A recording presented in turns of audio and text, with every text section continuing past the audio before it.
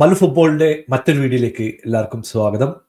അങ്ങനെ 2024-2025 സീസണിലെ champions league കിരീടം PSG സ്വന്തമാക്കിയിരിക്കുകയാണ്.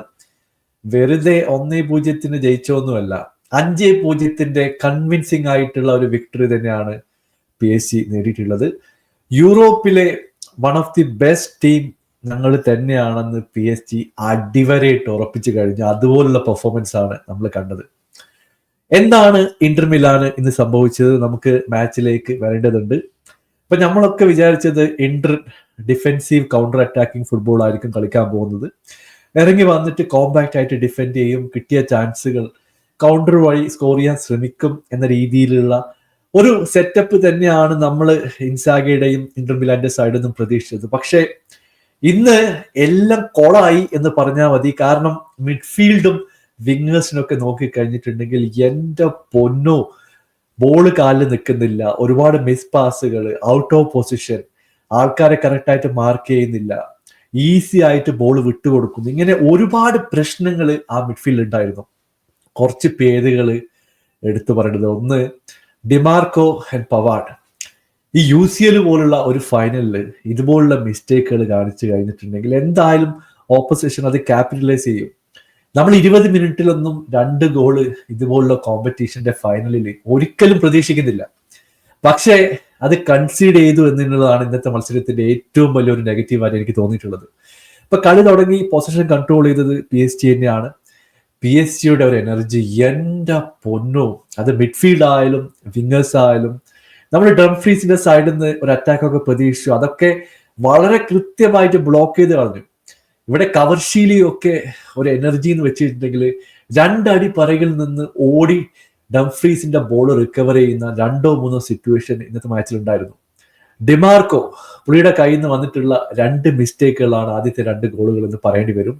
ആദ്യത്തേത് ശരിക്കും പറഞ്ഞാൽ പുള്ളിയാണ് അഷ്റഫ് ഹക്കീമിയെ മാർക്ക് ചെയ്യേണ്ടത്. പക്ഷെ കറക്റ്റ് ആയിട്ട് മാർക്ക് ചെയ്തില്ല, പുള്ളി ഔട്ട് ഓഫ് പൊസിഷൻ ആയിരുന്നു.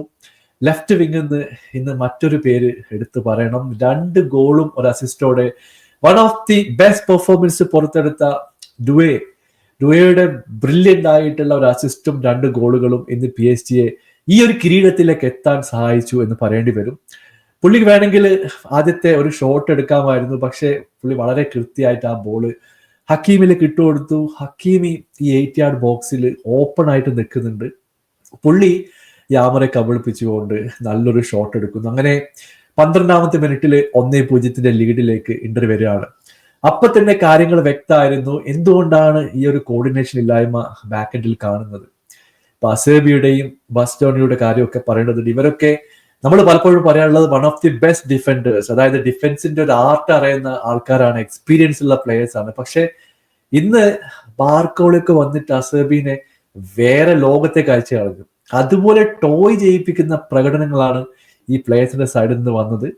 ശരിക്കും പറഞ്ഞിട്ടുണ്ടെങ്കിൽ തിരിച്ചു വരാനുള്ള ഒരു ഓപ്പർച്യൂണിറ്റി പോലും ഇന്റർ മിലാന് കിട്ടിയിട്ടില്ല എന്ന് പറയേണ്ടി വരും. ഫസ്റ്റ് ഹാഫിൽ ആകെ നോക്കി കഴിഞ്ഞിട്ടുണ്ടെങ്കിൽ തുറാമിന് കിട്ടിയിട്ടുള്ള ഒരു ഹാഫ് ചാൻസ്, 1-2 ഷോട്ട് പുറത്തു പോയി. ഈ ഒരു 3 ചാൻസുകളാണ് ഫസ്റ്റ് ഹാഫിൽ ഇന്റർ മിലാന് കിട്ടിയിട്ടുള്ളത്. ഒഫൻസീവ്ലി ഒരു ത്രൂ ബോൾ കൊടുക്കാനോ അല്ലെങ്കിൽ നല്ലൊരു കൗണ്ടർ ബിൽഡപ്പ് ചെയ്യാനോ ഒന്നും ഇന്റർ മിലാന് കഴിയുന്നില്ല. ഇവിടെ PSG midfield was on fire. Vitinha, എന്റെ പൊന്നോ, 2 പേരുടെ വർക്ക് പുള്ളി ഇന്ന് ചെയ്യുന്നുണ്ട്. He was everywhere, Kvaratskhelia was everywhere. ഇപ്പൊ വളരെ എഫക്റ്റീവ് ആയിട്ടുള്ള ഒരു പെർഫോമൻസ് ആണ് മിഡ്ഫീൽഡിൽ ജാവോ നവാസും വിട്ടീഞ്ഞയും കൂടിയിട്ട് കൊണ്ടുവന്നിട്ടുള്ളത്. അത് നല്ല രീതിയിൽ തന്നെ വർക്കൗട്ടായി. അധികം വൈകാതെ മറ്റൊരു ഓപ്പർച്യൂണിറ്റി ഇവിടെ PSG തേടി എത്തുകയാണ്. ഇവിടെയും ഡൂയുടെ ഒരു വളരെ കൃത്യമായിട്ടുള്ള റണ്ണും വിട്ടീഞ്ഞയുടെ ഒരു ത്രൂ ബോളൊക്കെ എടുത്ത് പറയേണ്ടതുണ്ട്. മറ്റൊരു പേരാണ് ഡംബലെ. ഇന്ന് ഡംബലയുടെ ഒരു ഗോൾ ഇൻവോൾവ്മെന്റ് നോക്കി കഴിഞ്ഞിട്ടുണ്ടെങ്കിൽ പുള്ളി സ്കോർ ചെയ്തിട്ടില്ല. പക്ഷേ പല ഓപ്പർച്യൂണിറ്റികൾ, എസ്പെഷ്യലി ആ 3ാമത്തെ ഗോളൊക്കെ നോക്കി കഴിഞ്ഞിട്ടുണ്ടെങ്കിൽ ഡംബലെ കൊടുത്തിട്ടുള്ള ഒരു ബാക്ക് പാസ് ഒക്കെ ഉണ്ട്. എന്റെ പൊന്നോ, ഇറ്റ് വാസ് ഓൺ ഫയർ.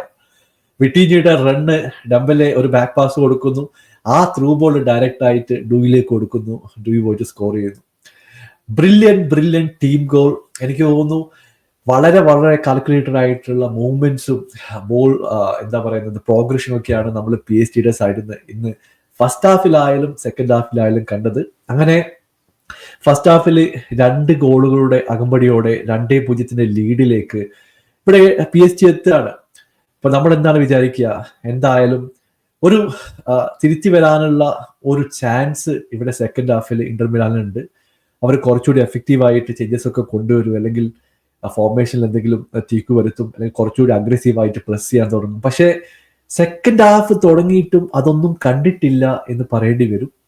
ചില ഹാഫ് ഹാർട്ടഡ് ആയിട്ടുള്ള എഫേർട്ട് മിഡ്ഫീൽഡിൽ ഉണ്ടായിരുന്നു, പക്ഷേ അത് വർക്ക് ചെയ്യുന്നില്ല. ഇപ്പോൾ 1-2 പ്ലെയർ പോയിട്ട് മിഡ്ഫീൽഡിൽ പ്രസ് ചെയ്ത് കഴിഞ്ഞിട്ടുണ്ടെങ്കിൽ വളരെ ഈസി ആയിട്ട് PSG ബോൾ ലെഫ്റ്റിലേക്ക് കൊടുക്കാൻ പറ്റുന്നു, ആൾക്കാരെ കവർ ചെയ്തുകൊണ്ട് 1-2 എടുത്തുകൊണ്ട് മുമ്പോട്ട് പോകാൻ പറ്റുന്നു.